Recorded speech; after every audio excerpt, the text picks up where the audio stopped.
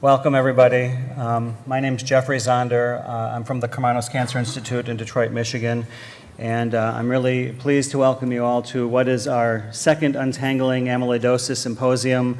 We did one of these in 2015 to good reviews, and we're happy to be doing this again. We have some speakers returning and some new speakers, and I think we are really going to enjoy this session. I think we have an excellent agenda for today. A little bit of housekeeping and thank yous. I want to thank our sponsors. The Amyloidosis Foundation sponsored travel grants that I'm going to tell you a little bit more about in a few minutes. I'd also like to thank Millennium Takeda Pharmaceuticals, Alnylam, and Prothena, all of whom supported this program. During the program today, we are using what's called the sync system. To use that, it's a way for you to interact with us, log into the free ASH Wi-Fi, and then through your browser, type in sync.freeman.com/amyloidosis2018. You'll log in with your name and email address, and then that will permit you to see the slides on your device, take notes on the slides using the pencil icon that you can then access later after the meeting. You can pose questions to us, and I think based on the lengths of the talks, what we're probably not going to have a lot of time for talks in between the speeches, but at the end we'll have a question and answer panel, and I'm going to be curating the questions that come in over the course of the meeting so that we can get to those during the panel discussion. And if you notice that the presentation is lagging significantly on your device, there's a reset arrow that you can hit that should bring you back into sync with the program. This is a CME program CME provided by Wayne State University, and there's 3.25 hours of AMA PRA Category 1 credits. In order to claim that, you need to make sure that you're registered with the Wayne State University Continuing Medical Education Office. You can register with them if you've never been to one of our sponsored programs before. You can register with them at the desk. You need to complete an evaluation of the program in order to claim CME. You can do that either using the SYNC program that I just described online at www.untanglingamyloidosis.com or on a paper form that we have at the table. And your CME certification will be emailed to you after that.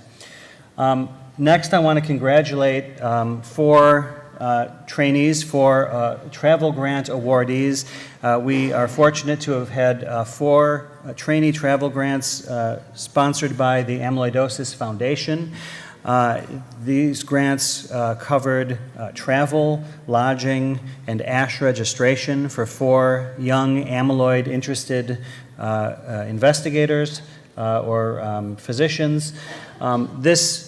These grants were linked to an online amyloidosis journal club, Amyloidosis JC, and one of the main things that each of the grantees were required to do was propose a journal club article to review, prepare a presentation, and then co-moderate an online journal club session related to that amyloid-related topic.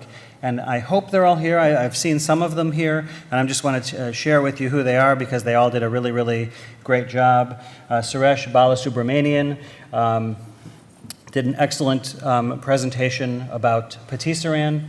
Raj Chakraborty from the Cleveland Clinic did an excellent presentation on quality of life. If you can stand, if you're here, if you can stand. Here we have Raj, who did an excellent presentation, co-moderated by Vaishali Sancharwala. Samuel Rubenstein came back from his honeymoon. Congratulations on your recent marriage. Came back from his honeymoon and did an excellent journal club on daratumumab and AL amyloidosis, and then Harsh Shah finished our 4 sessions with an excellent presentation about the tafamidis data that's been recently published. If an online amyloidosis journal club sounds a little bit nerdy, it is. But we had 60 different people engaged with this activity in a 4-week period. And each week there was something like 200 tweets in an hour about a specific journal club, so there was real interaction between people and from all over the world. And we're carrying this on after this. We're not going to be doing it weekly because that's exhausting, but we are going to do it once a month. The next one's going to be in the third week of January, and we're going to talk about a paper from a few years ago discussing LEC2 amyloidosis, and we're going to use that article as a springboard to just talk about that topic in general. So if you're feeling it on a Wednesday night at 8 p.m. Eastern Standard Time, join us for this journal club.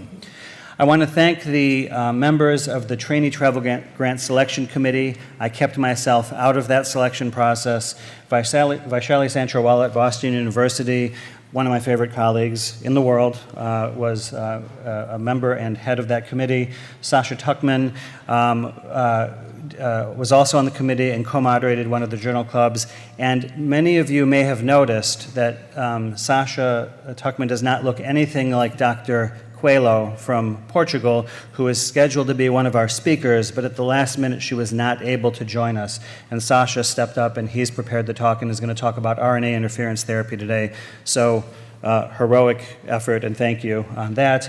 And finally, Andrew Kinn, one of our new faculty members at Karmanos Cancer Institute, also was a member of this selection committee. Finally, I want to thank the rest of the Karmanos team who's here. This is a list of most everybody. I particularly want to thank Antoinette Sykes, who was our captain on the ground here at the meeting during setup, and most importantly, almost everything related to this symposium, from the original grants to our sponsors to the application to everything, really, Silva Preja, Falam Deret, per Kutu Dit. Thank you.